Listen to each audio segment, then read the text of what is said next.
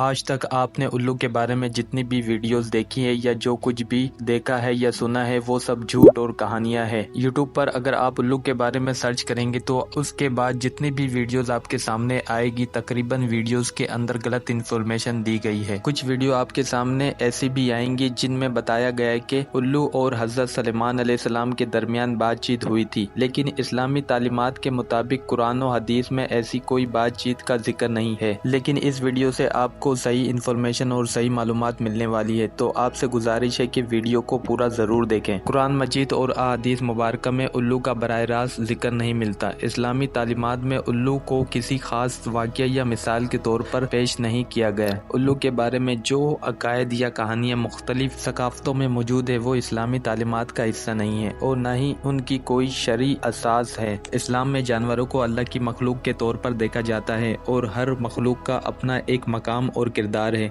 उल्लू को मनहूस या बुरा जानवर समझने की बजाय उसे एक मामूली परिंदा समझा जाना चाहिए जो अपनी खुसूसियात की बिना पर अल्लाह की बेशुमार मखलूक़ात में से एक है। उल्लू के बारे में हकीकत यह है कि वो एक दिलचस्प और मखसूस सलाहियतों के हामिल परिंदे हैं। उल्लू शिकारी परिंदे हैं जो अमूमन रात को शिकार करते हैं, लेकिन कुछ अक़साम दिन के वक्त भी शिकार कर सकते हैं। उनकी सुनने की सलाहियत बहुत तेज होती है और वो अपनी गर्दन 270 डिग्री तक घुमा सकते हैं, जो उन्हें अपने इर्द गिर्द के माहौल को बेहतरीन जायजा लेने की सलाहियत देता है। मुख्तलिफ सकाफ़तों में उल्लू को मुख्तलिफ मायने दिए गए हैं। मिसाल के तौर पर अफ्रीका में उल्लू को मौत, बीमारी और बदबख्ती की अलामत समझा जाता है, जबकि जापान में इसे खुशबख्ती की अलामत समझा जाता है। हिंदू माशरे में उल्लू को देवी लक्ष्मी की सवारी के तौर पर देखा जाता है और बाज़ मुसलमान भी इसे मनहूस समझते हैं। उल्लू की अहमियत को समझना हमारे लिए बहुत ज़रूरी है। अल्लाह ने हर मखलूक को एक खास मकसद के लिए बनाया है और उल्लू का किरदार भी इसी तरह अहम है। उल्लू कीड़ों की आबादी को कंट्रोल करके हमारे माहौल को साफ सुथरा रखते हैं और फसलों की हिफाजत करते हैं। इसी तरह उल्लू को बुरा समझने की बजाय हमें इसकी कदर करनी चाहिए और इनके किरदार को सराहना चाहिए। उल्लू को खराब जानवर कहना दुरुस्त नहीं है। तो दोस्तों, ये थी आज की वीडियो। अगर वीडियो थोड़ी सी भी अच्छी लगी हो तो वीडियो को लाइक करके चैनल को सब्सक्राइब जरूर कर दे ताकि हर आने वाली वीडियोस आप तक पहुंच सके।